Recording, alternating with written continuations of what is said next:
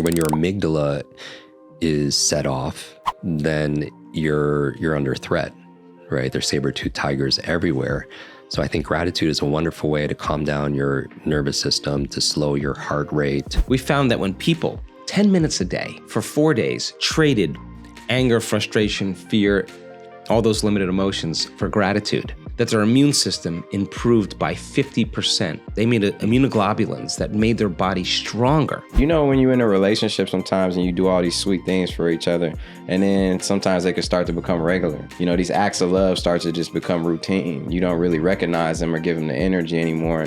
Not only do they not mean as much, sometimes they stop happening. Sometimes they fall off. It's like whatever you give your energy to and appreciation to and gratitude for, you breed more of it. I really think that gratitude is the memory of the heart, if you will. That we're not always logical, but we're biological. And gratitude, where in a world where there's a lot of fear, there's a lot of unknown or uncertainty, I think gratitude is very grounding.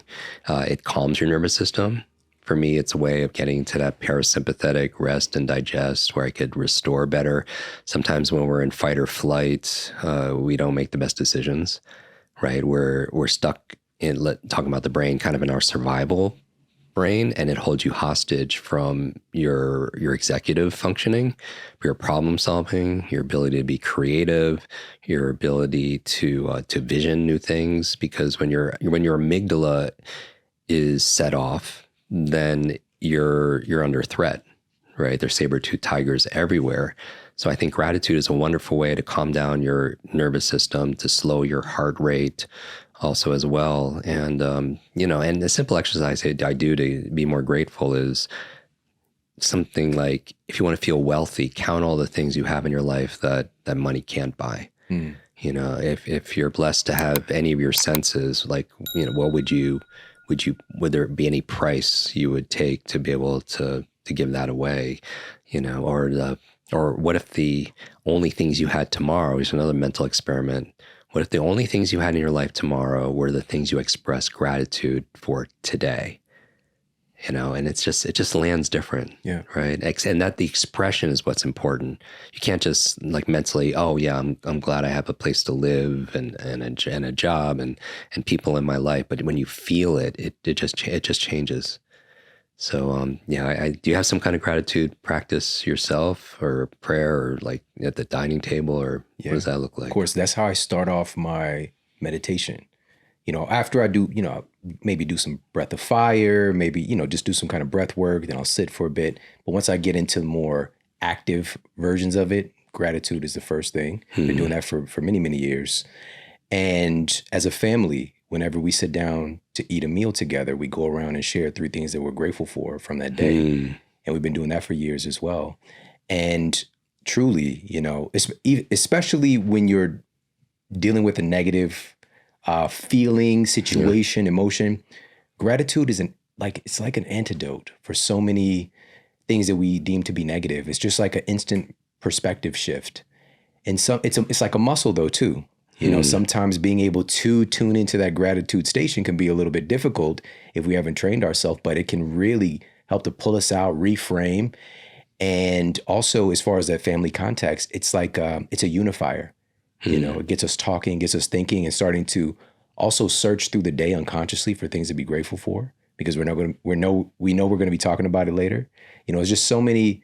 There's nothing but upside when it comes to gratitude. So it activates that. We've talked about in previous episodes, that reticular activating system, that RAS, where you start observing things that you can appreciate more, and you start seeing that. Just like when those exercises where they say, close your eyes and think about everything around you, that's the color green, right? And then you think about, you don't seal up, but then you open your eyes, you do. And then you say, okay, close your eyes, what's red, right? It shines a spotlight on those things that's always there, because our brain primarily is more of a deletion device.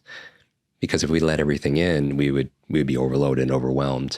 But what we decide to let in are things that we're interested in, things we have questions about, the things that are important to us. And I think gratitude is the primary emotion for creating or manifesting anything you want in your life. Because how many of us know people who have a lot of material things, but they're not very happy, right? Gratitude is the antidote for fear, for stress. And when we're in that state of appreciation, I feel like we perform better. And, even giving is another part of it. When you give, you teach your nervous system that there's enough. And so being very intentional. And what you just did at that meal, you're doing neurostacking, right? You're eating a healthy meal. You're communing with people that you love, and gratitude is grounding. So it's like stacking it. So it doesn't take necessarily more time. And it's not just what you're doing, it's what you're not doing, where most people are working while they're eating, and that puts them in a stress state. They're in the sympathetic state, so they're not digesting. So it's not even just like what you're eating. Of course, you want to eat the best foods possible that are nourished, because what you nourish flourishes. But it's also, when you're eating and how you're eating it, because a lot of people are not even tasting their food nowadays because they're just focused on whatever else there is. Yeah. Wow. And by the way, shout out to everybody who's watching on their phone right now. Yes. Thank you for having lunch with us or dinner, whatever the case might be. But that's a neural stack as well. You can do it intentional and be able to, sit with people who are virtual friends and mentors from afar, things that we could never do before. It's such a blessing. Yeah, and with those mentors too, if there's conversations, then you're getting the novelty and the nutrition at the same time, right? You're learning and building that, making those new connections. Because neuroplasticity, right, which is the phenomenon of our brains, our nervous system's ability to make new connections, right? We could think new thoughts. We could have new feelings. We could we could change our beliefs and the way we look at the world. So it requires novelty, like building a muscle, right? You give it some kind of stimulus, some kind of novelty, you work it out, and then you give it the proper nutrition to build. Same thing with neuroplasticity, novelty and nutrition.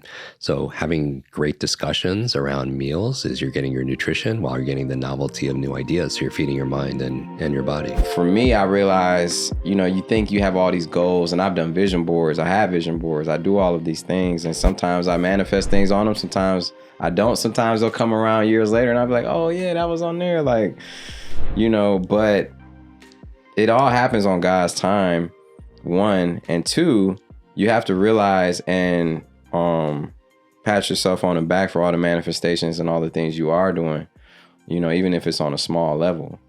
We kind of discount ourselves of the small wins every day that we accomplish, whether it's like, hey man, today I need to do my laundry, do this, fold my clothes, I need to brush my teeth, I need to take a shower, I need to do these things that become routine. But they really are an example of you setting a goal and accomplishing it. It's a muscle. It is a muscle. And once you recognize that, it's like you feed it, you know what I mean? And you feed the energy of, okay, that's the type of person I am. I'm an accomplished person. I'm a manifester. It's like, when you're in a relationship sometimes and you do all these sweet things for each other, and then sometimes they can start to become regular.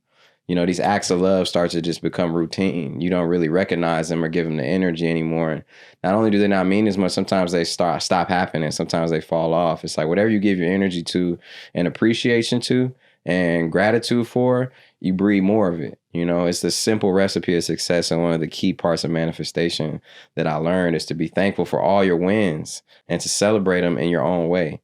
So that is real, real important for everyone to recognize that if you want to create more things in your life, celebrate the things you're creating right now. Well, this took me a long time, Shawn, to figure out, because I think that when people say that they want a new job or they want a new relationship or they want to be healthy, they're actually waiting for their health to improve to feel gratitude. Right. They're waiting for their new relationship to feel joy and gratitude and thankfulness. They're waiting for the new career to happen. And once it happens, then they celebrate and feel gratitude. Well, if you believe that your thoughts and feelings produce an effect in your life and you're living in the lack every single day waiting for it to happen, you're separate from the experience, right? So if you think about the emotional signature of gratitude, when you are receiving something that you like, that's pleasurable, you've just gotten or received something that is pleasurable, something just happened to you, or something's happening to you that you like, you say thank you. You feel gratitude. So the emotional signature of gratitude is that something has already happened. And it is the absolute perfect state of receiving. It is the absolute state of receivership. So here's an example. A person gets a diagnosis. The diagnosis is something like cancer. The first moment they hear that word, they feel fear.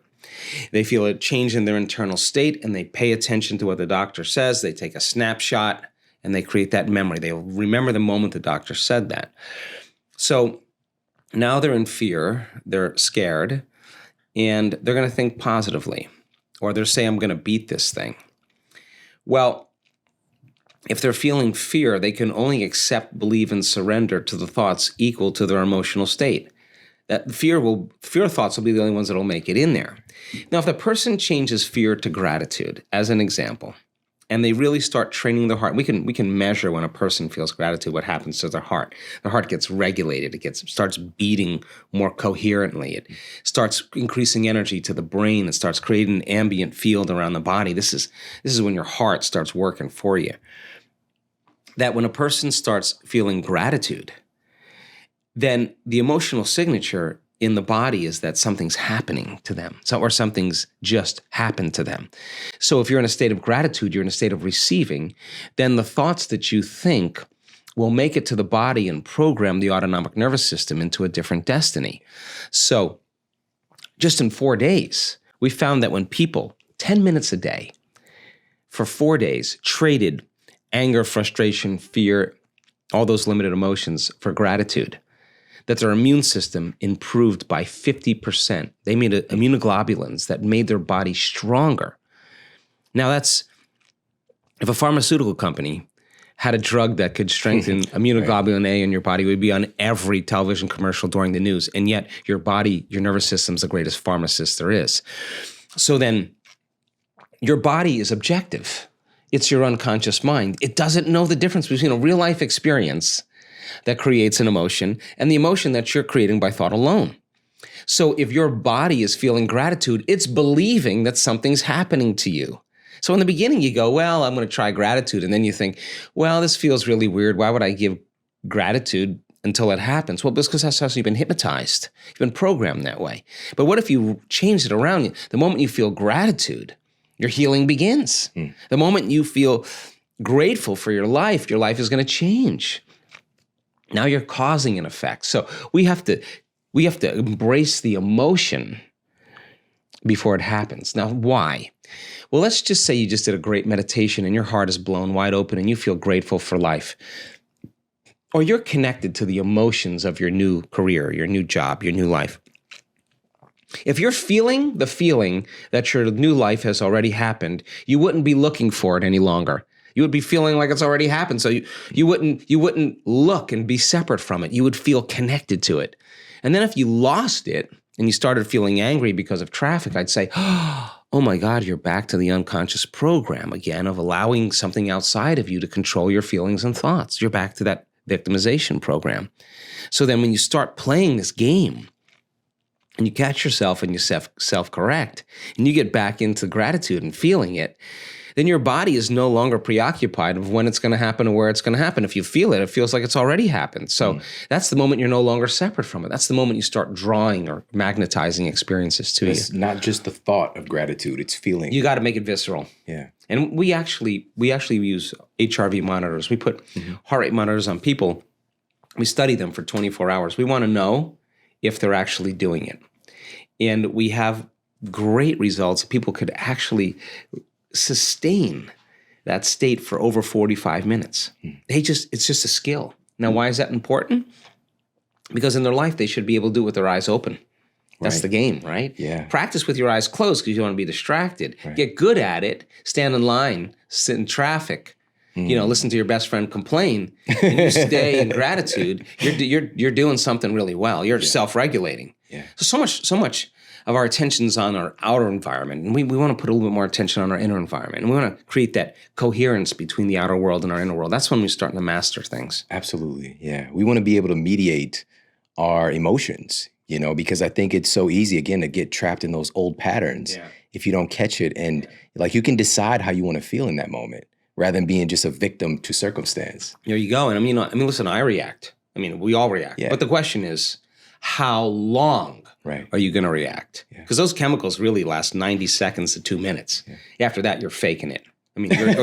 You're keeping it going. Yeah. So shortening the refractory period of your emotional reactions is really emotional intelligence. If you're going to teach your kids anything, teach them that. Yeah. Because if you don't, it'll turn out to be part of their personality.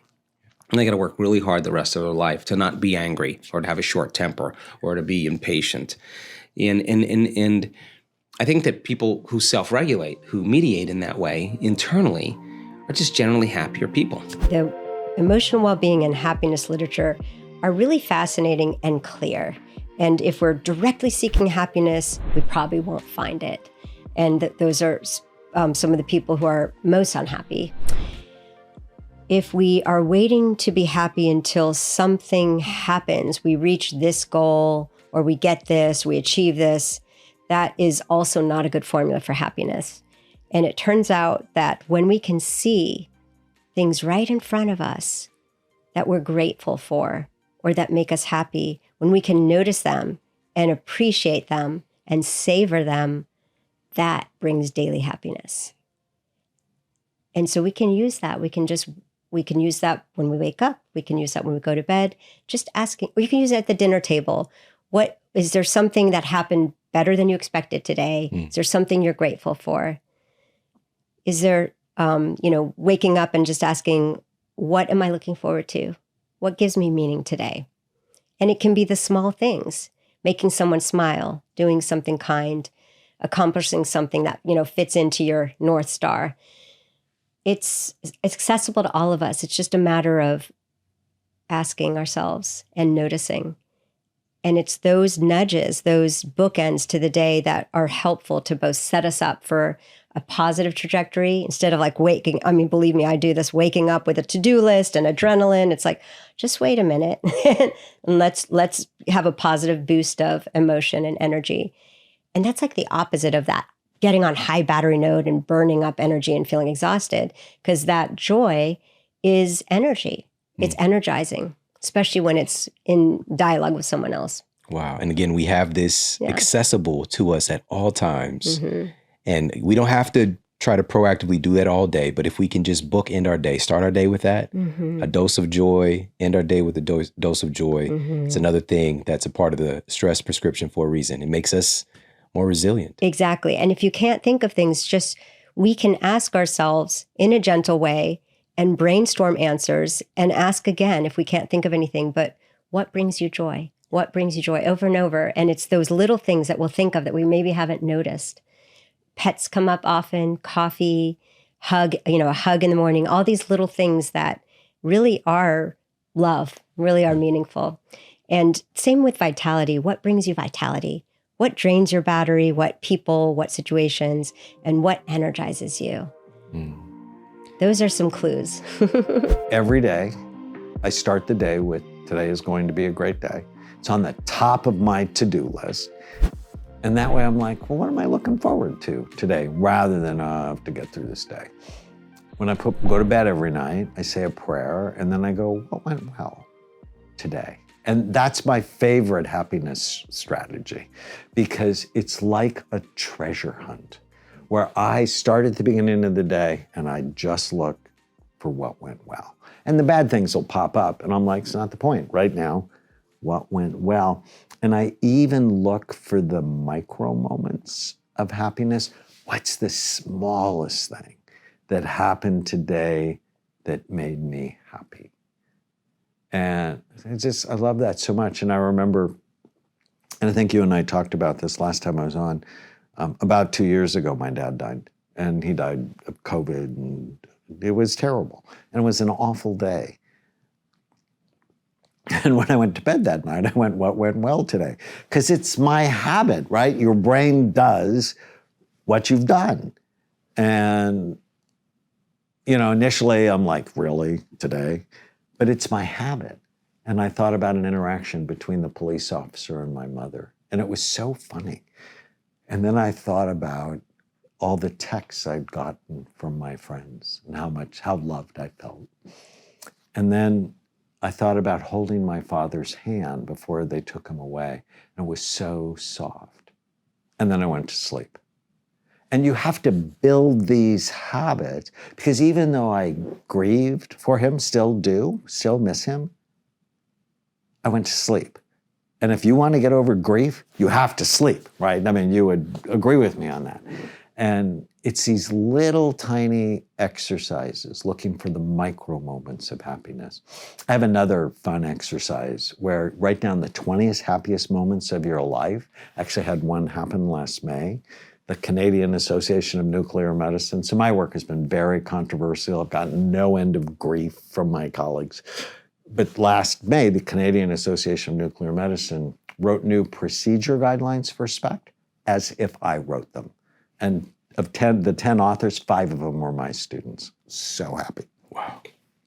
But I take those 20 happiest moments of mine and I plant them around my house. So I make an association in my mind, like my front door is my wedding day, and I'm carrying Tana over the threshold, and I almost drop her, but that's because the night before when we were practicing our wedding dance, I almost dropped her, but it was funny and nobody got a head injury. That every time I walk through the door, plus that reminds me how much I love her. So I'm going to notice what I like more than what I don't like. And when I go into the living room now, it's where I got an award from Discover Magazine. One of my research papers was listed as the top science story, neuroscience story for 2015. That's pretty cool. And then I put the Canadian paper there as well. So every time I see my living room, I see happiness. Whenever I go to the kitchen, my grandfather's at the stove. I'm named after him. He was my best friend when I was growing up. He was a candy maker. And we're making brain-healthy hot chocolate. So we used to make fudge together, but I'm like, no, I want you to live longer. It was sad when he died. And so wherever I go in my house, I find happiness. But there's information that informs and there's information that transforms. And so a lot of people are accumulating information, but it's not transformative. They're not digesting it. They don't have a practice that's actually assimilating the information until it becomes real knowledge. And so they may go get high for the weekend at a seminar, but then by Monday, they reverted back to their old patterns because they don't have an underlying practice and a higher purpose to keep them going. And oftentimes, they're not really going to change. They're going to get something. If I get that, I'm going to be happy. But real transformation is about an inner dynamic of change within yourself, which is not an easy thing to do. It's simple, but it's not easy. But if you're willing, you can participate in your own transformation. And so there are people that just want to accumulate information, and they become very academic about things. There's nothing wrong with academics at all, but they'll have a lot of information, but it's not embodied yet. You mentioned a universal law, basically speaking things into reality. Right. Isn't just speaking something, that's a creation in and of itself, isn't it? Yeah, it's energy. When we hear the different scriptures say things like, in the beginning was the Word was with God, the Word was God. It's speaking, I call it a cellular logos. It's the logos, it's an energy, it's a vibration that then becomes flesh. It condenses itself into perception. It condenses itself into thoughts. It condenses itself into experience. So oftentimes people are just casual with their conversations, not understanding that they're actually setting something in motion. Oh, my poor back. Oh, I don't like this person. Gossiping, talking bad about themselves even. They're setting things in motion. So I like to say, I don't want to say what I don't want to experience. I want to say what I want to experience. So I'll say it's a magnificent day. Life is good. There's a way out of this. There's an answer to this issue. There's a solution somewhere. I'm going to stay there until that becomes flesh. But it's practice because individuals, particularly now, people have normalized negativity. They've made fear popular. You know what I mean? And that's become, you're an oddball if in fact you're operating at a different level. They think you're just weird, you know? And so you'd rather be an oddball in a crazy world than to be normal in a crazy world, you know? Yeah, but I always caution people, you know, and I'll check people with me. I say, well, wait a minute. You know, there's unlimited good here. Just because you can't see it doesn't mean it's not here. There's unlimited possibilities. Don't block yourself in to what your mind thinks is possible. This is the only way that some good is going to come into your life. It becomes that's blocked. No good's going to come in. Infinite ways miracles can happen. Your mind will call them miracles, but they're just demonstrations of truth, you know? So why block yourself in? Just stop it. Just say, you don't know how it's going to happen right now. You're available to it. Let's see what happens. Let the universal presence through its laws shock and surprise you. Normalize that. Right, normalize that. Yeah. You know, I'm literally just still ruminating on normalizing fear. Yeah. You know, it's a system within us that, of course, has provided us value over our evolution for sure. But today, to live in that state habitually, we're not wired up to live that way. We're not designed to be that way. And so even with so many folks having their aspirations, goals, you know, everybody listening right now has incredible potential to achieve things beyond our wildest imagination. Right. But I think so often, and fear being a big driving force of this, we get caught up in what if instead of what is. Mm-hmm. So how do we go from what if to what is? Yeah. Well, what if can also be used positively. You know, what if everything works out? You know, what if I have more than enough money? You can go there and you'll get to what is. Because what is that right here and right now, all of the power, all of the presence, all of the intelligence, all of the love, all that is already here. It's already here. It may be latent within us, but it is here. And as we begin to think like that and contemplate that truth, our frequency rises. We begin to hang in that awareness. Now, what has happened is that individuals have normalized fear, which means their attention is more on what they don't want than on what they do want. So what people don't understand is that anything you don't want, you're having a relationship with it. It's existing and you're not wanting it. And so people walk out, I don't want to be broke. I don't want to get sick. I don't want to correct the Rona. I don't want to catch the coronavirus. I don't want to. So in that moment of I don't want to, the law doesn't distinguish between what you want and don't want. It only knows what you're interested in. And so if you're interested in not getting robbed, not getting poor, not catching a disease, you're in relationship with that. And then that's what you manifest.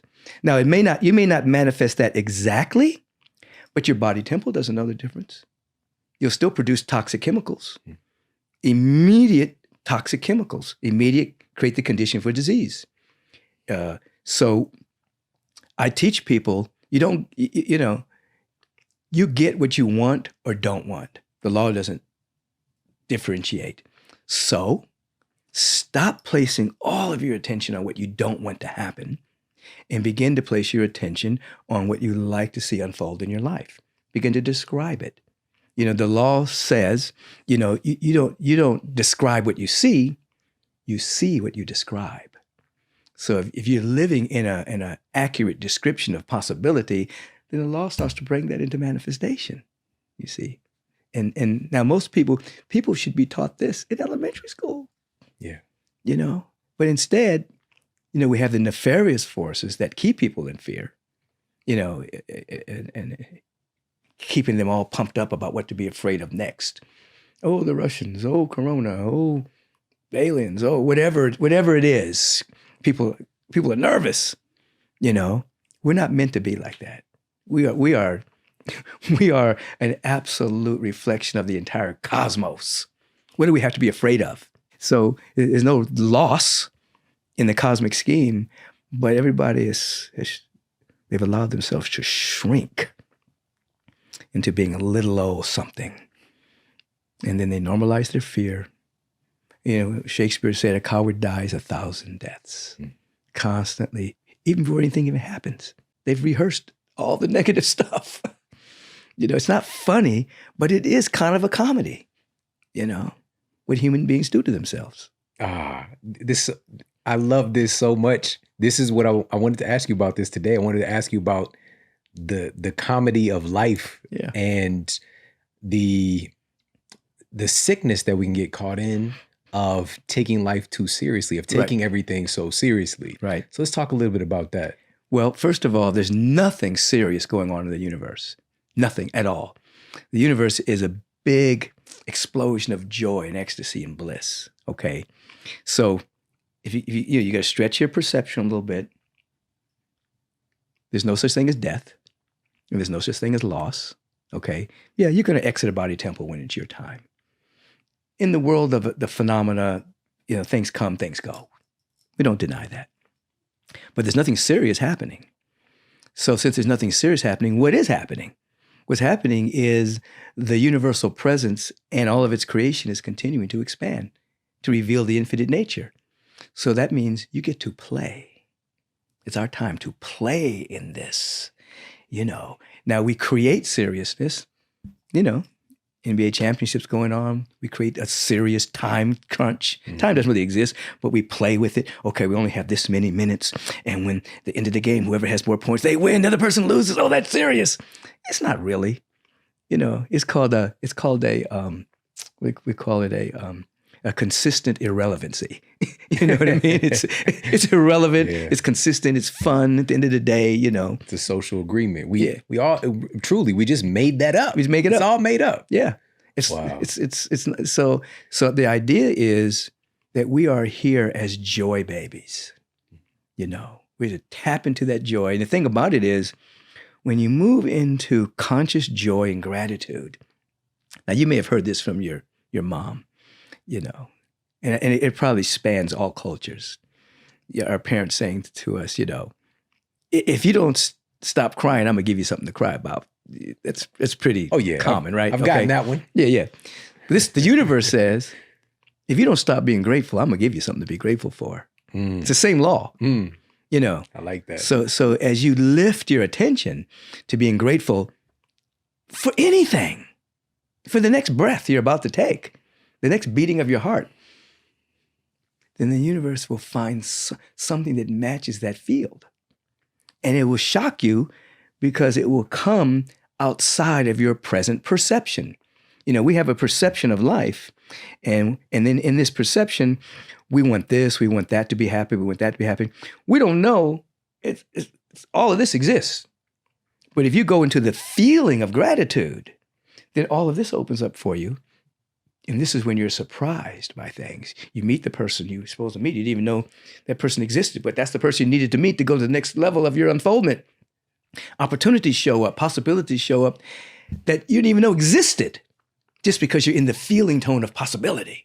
Hey, if you like this video, make sure to check out this video right here. Positive thinking, that's what placebo's effect, can change your health. You can have terminal cancer and then have a belief change and then have spontaneous remission. You're the one that controls the chemistry.